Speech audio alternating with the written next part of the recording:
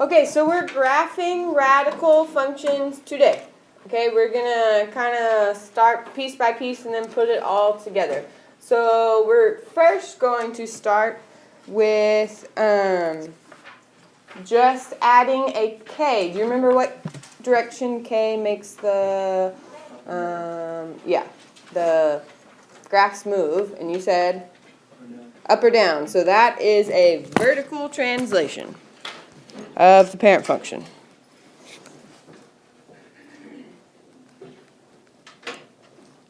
The parent function, hopefully you picked up on this the last couple days, what it looks like. Okay, it starts at the origin, 0, 0, and it's the upper half of that sideways parabola. That is the radical parent function. Okay, so that's what it looks like. So anything we're talking about, whether it moved up or down, left or right, it's in relation to this. All right, we're starting here. Which way did we move? So let's work on some vertical translations. We're going to start with this one. All right, let's plug in some numbers for x and get some numbers for y. What numbers can we take the square root of easily? What's the lowest number we can take the square root of easily? Lower than that. 2. Can't take the square root of 2 easily. Lower than that. 1. Lower than that. 0. Start with. Okay, so 0 and then 1 and then 4. Those are the 3 lowest numbers we can take the square root of easily. So what's square root of 0 plus 2? It's 2. Square root of 1 plus 2 is 3. Square root of 4 plus 2 is 4. All right, graph those points.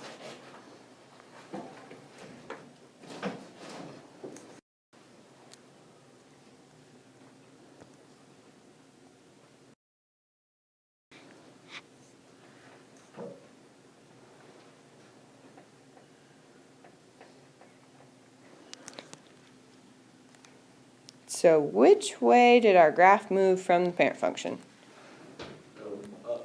Up 2. Because our k equaled 2. So the next one, how will it move? Down 1.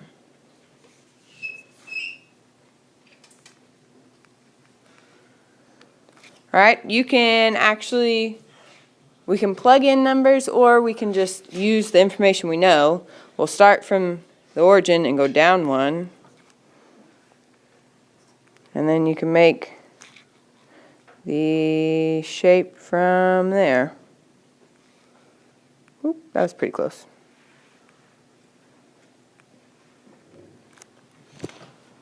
So the important part is that it's down 1 from the origin.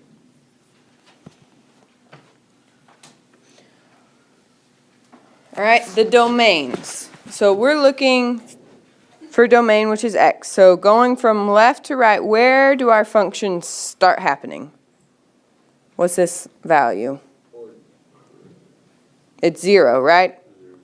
Okay, so as we move along, it starts at 0, and then all the x values bigger than that. So we would describe the domains for both functions as a set of positive real numbers from 0 up.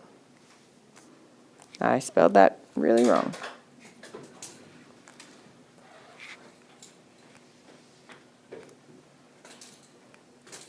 So you could say x is greater than or equal to 0, if you want to write it that way. Okay, their domains are the same, but obviously they're not the same graph, so what's different? It's what's opposite of domain? Range. All right, because one is everything from 2 up, and the other one is everything from -1 up. So their ranges differ.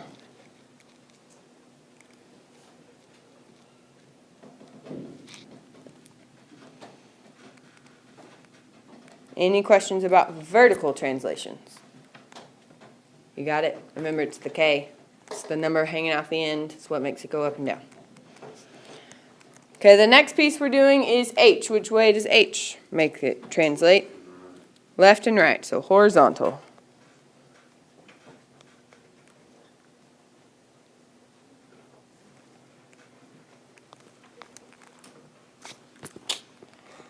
All right, and remember H is backwards what you would think it would be, right? So let's see that happen. Whoops, that's not Zoom. Okay, I'm going to start with this one. All right, we need to plug in numbers that will make us be able to take the square root. Let's see, what would make that inside equal 0? -3. So I'm going to plug in a -3 for x, which Clay just told me gives me 0 on the inside. Square root of 0 is 0. All right, what would give me 1 on the inside? A -2. Square root of 1 is 1. We're kind of actually working backwards. We're like picking out y's and figuring out the x's that go with it. What would make the inside 4? +1, because 1 plus 3 is 4. Square root of 4 is 2. All right, graph those.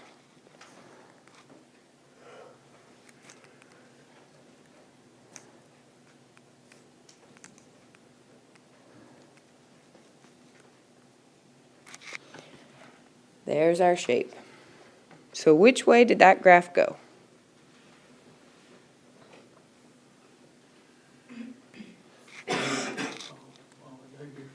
Anybody? Left 3 is correct. Because of that H right there. Remember, it's opposite. So it looks like a +3 in there. So it actually went left.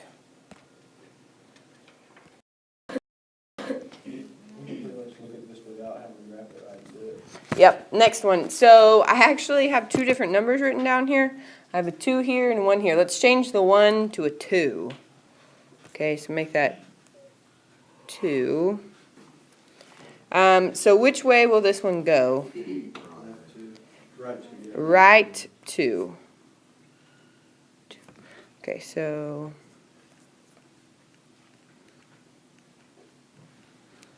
from the origin, not from my new equation, but from the origin, right 2, and then you can kind of get the shape from there.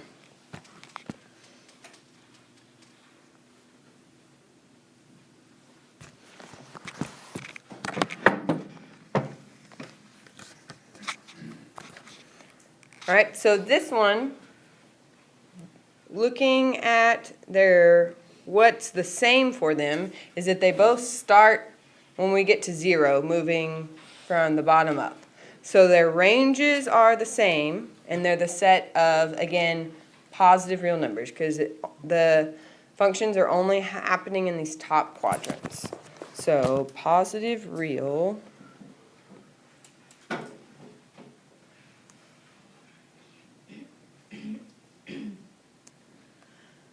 so the ranges would be y greater than or equal to 0. But what differs this time? The domain, because they start in different places from left to right.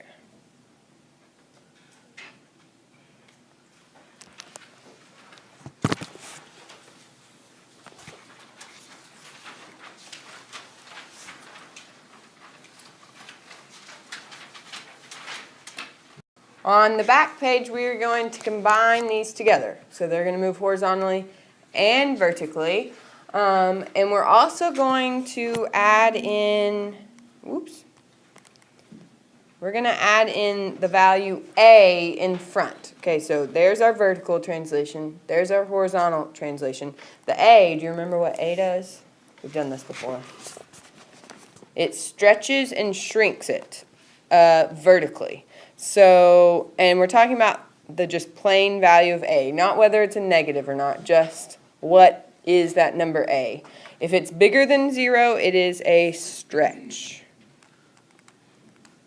like it gets really tall. Somebody's grabbed the top of it and the bottom of it and pulled them apart. So it's like a, what was that thing, Gumby, that's like, you could stretch it, or, nope, nobody knows those stretchy toys, huh? Yeah, he was green, huh? Or like a sling, that kind of works. Stretch Armstrong, yeah. So if you stretch him, he gets like really tall, right? Okay, well, if it's somewhere between 0 and 1, so like 0.1 or a half or something like that, you're going to shrink it. So it's like you squish him. Kind of like Flat Stanley. He flattened out. Okay? It's like somebody's pushing from the top and pushing from the bottom. So it just kind of like flattens out. All right? Now, if there's a negative in front, you remember what happens?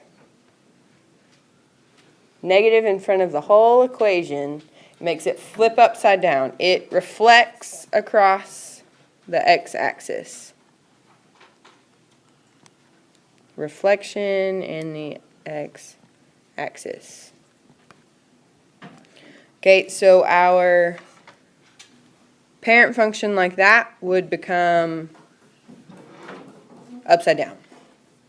So it's just flipped it. The same thing that made a parabola go from a U shape to a upside down.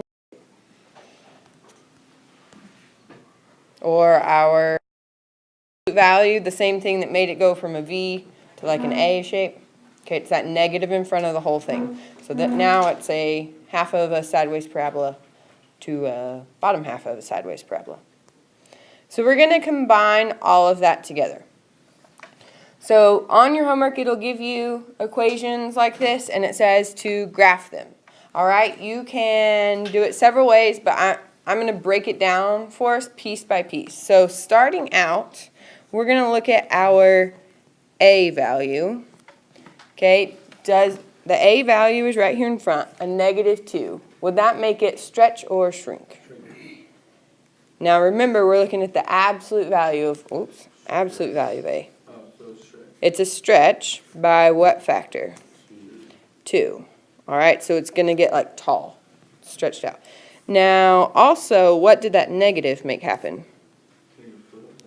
It's going to reflect. It's going to flip upside down. So we know it'll be that kind of bottom half shape. Now, the H value, did it go left or right? Left is correct. Remember, it's opposite of what it looks like. Left, how many? 1. And up or down, based on your K value? Down, how many? 3. Very good. All right. So H and K give you your starting point. Starting at the origin, we are going to go left 1 and down 3. So you can mark that point as our starting spot.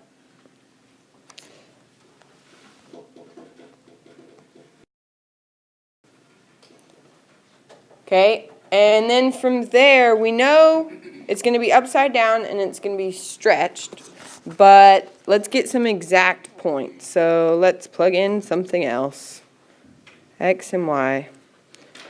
What can we plug in that would make us be able to take that square root? Let's see, the next number over would be 0. So let's try 0, see if it works. If we plug in 0, get -2, square root of 0 plus 1, and then minus 3. Hey, 0 plus 1 is 1. What's square root of 1? 1. And -2 times 1 is -2. So -2 minus 3 is -5. Okay, so there's a point. Right now that looks like a straight line though, so I want one more. Okay, let's see, what else could we try to plug in? If we did 1, that'd be 1 plus 1, which is 2. Can't take square root of 2. What would make it equal to 4 on the inside? 3. Okay, if I plug in 3, that'd be -2 square root of, you just told me 4, minus 3, that's 2. Negative 2 times 2. Negative 4 minus 3. Negative 4 minus 3. Negative 7. Okay. And then we'll be done. 3, negative 7. So you see it's stretched out. It's definitely sinks down a little deeper than all the other ones. And that is your graph. Okay, remember that if you type it in correctly, your calculator can give you a table to go with this. All right, so it could actually help you out with this part. Of course, I want you to be able to do it on your own, but just making sure you know what your resources are. All right, you will have a question like this on your test, except you'll have another piece added to it. It will ask you what the domain and the range is. You only have one question on your test that asks you domain and range, and it will be like this. Okay, so you don't have to do it on your homework, but I want to go ahead and show you it now since it's similar to the test. So I'm just going to look at this graph. Okay, domain is x values, right? So that's left to right is our x-axis. So for our domain, where do our x's start happening? For this one, happens at negative 1, right? We have everything past negative 1. So we have an x and then negative 1. Is everything bigger or smaller than negative 1? Bigger. Okay, so it's greater than or equal to. Now, I think I told you all this yesterday, But if you don't feel comfortable writing it as an inequality, it's okay. All right? That's a learned skill that I'm not totally worried about you having that right now. So you could say x's start. Oops, can't spell start. Start at negative 1 and everything bigger. Okay, I would count that, right? Dang, that's supposed to have G. So, okay, so if you feel overwhelmed by writing that inequality thing, just write out a sentence. Describe what's happening to me. Does that make sense? Okay, then for range, what value is our graph starting at? Negative 3, right? And then it's everything, yeah, because up and down. So it starts at, the first time we see the graph is at negative 3, right there. We're on range. Okay, so everything below that, so for range you could say y is less than or equal to negative 3. Or say y start at negative 3 and everything smaller. Something like that. Okay, so on the test, I think this question is worth like 15 points. You will have to, number one, graph it. You'll have to describe it. So tell me if it's stretched, shrank, or reflected. Left or right, how many, up or down, how many, and then tell me the range, domain and range. All right? 15 points, because there's a lot. One question.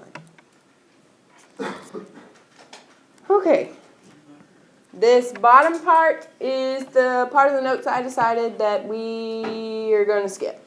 Okay, but just telling you that when you have a cubic root, okay, cubed root, this is the parent function. It's like that squiggly shape but sideways. It's fancy S. Okay, but we're not actually going to do that part. So you shouldn't have any problems on your homework with cubed root because I changed it. All right, so skip one. That thing is driving me crazy. The next one you actually want a calculator for. So if you don't have a calculator, go get one. All right, so we have a word problem here, and our calculator is going to help us figure it out. It says you can model the speed s. Okay, so just told me what S stands for. Okay, speed s in miles per hour. A car is traveling when it begins to skid by s equals square root of 30 times f times n times d. All right, I know what s is. It's speed, but I have no idea what f, n, and d are. Oh, it tells me f is the drag factor, n is the braking efficiency, and I think they might have spelled that wrong, and d is the length of the skid mark in feet. What is the length of the skid mark of a car? Okay, so what letter are we looking for? What are we trying? D. Okay, so D is our question mark. That's what we're trying to find. Of a car that travels 30 miles per hour. So 30 goes with what letter? S. S equals 30. All right. So I use that one. On a road with a drag factor of 0.75. So which letter is that? F. Use that one. And a braking efficiency of 1, which is N. N equals 1. All right, and we're trying to find D. Now it gave us an equation. Let's plug in what we have to the equation. So instead of S equals, I will have 30 equals square root 30 times F, which was 0.75, times N, which was 1, times D, which I don't know. Okay, you've done problems similar to this before, and we're going to use our calculator to help us out. So in Y1, we are going to put that long side of the equation because that box is bigger. So square root of 30 times 0.75 times 1 times D. That goes in Y1. What will go in Y2? 30. And then what are you looking for? The point of intersection, which will give us the length of the skid mark. You can't put D in. I guess you might want to replace that with X. This is frustrating. Okay. All right, so your graph, you may have to change your window to let it see you, so to see it. Oh my God. Drive me crazy. Okay, so I maybe go and zoom out until you can see it, or go change your X and Y max to like 50 or something each. But you should see that this is a line, and you'll have a horizontal line at 30. Do you remember what buttons to press for intersect? Second calc or second trace, and then I think it's number 5 is intersect. And then enter, enter, enter. So what did it tell you that X equaled? 40. Okay, it says X equals 40. So that is our length of a skid mark. 40 feet is our answer.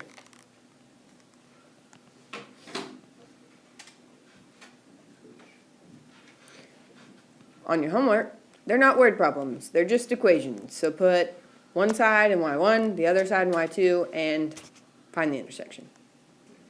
Okay? It's less complicated than this. I don't think you have any word problems on your homework. Anybody have questions about that? Anybody need help with calculator? Okay. Then one more. And this one you don't have to graph on. You just have to talk about it. Rewriting radical functions. We want to rewrite y equals square root of 4x minus 12 to make it easy to graph using transformations. That's talking about up, down, left, right, shrink, stretch, reflect. Those are transformations. So basically our issue is what? What's in there that we're not used to? A number in front of you. A number in front of the x. So our goal, if you want to write it down, is to move the coefficient in front of x.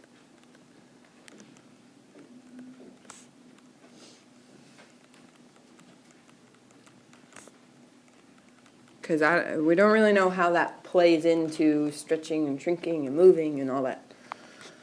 Okay, how we're going to do it is by figuring out if we have a greatest common factor. So, in 4x minus 12, do we have a greatest common factor between the two terms?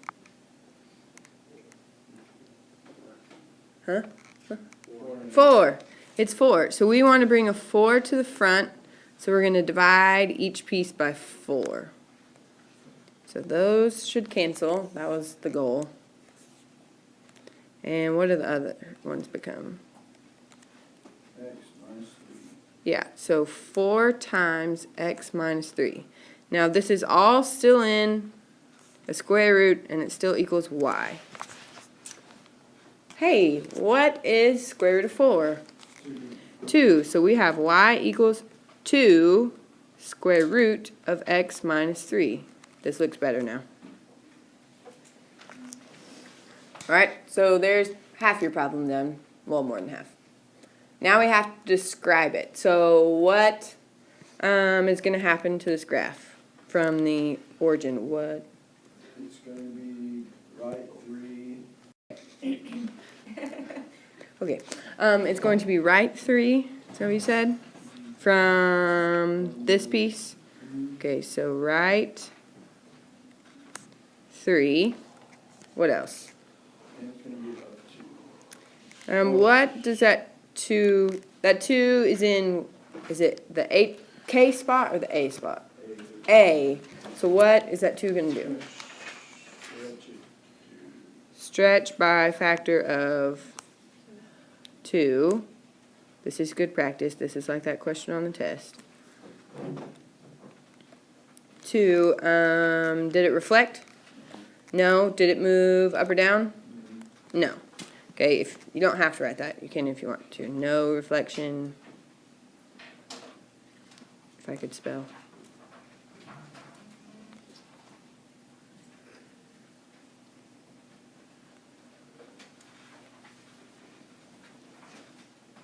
No reflection or vertical shift.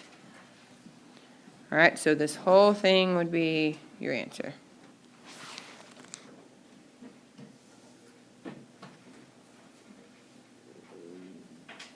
So your homework, just to have it on the video, because I've changed it so many times. 7.8. Okay, 7.8 is page 423. You are going to do number 2 through 16 even. Then number 26 through 30 even. And then number 31 through 33 all. The reason it changed is so you don't do any problems like that example that we didn't do, the example that we didn't do. That's why the numbers have changed. Okay? This is due at the end of class on Friday. That's not what I wanted to do.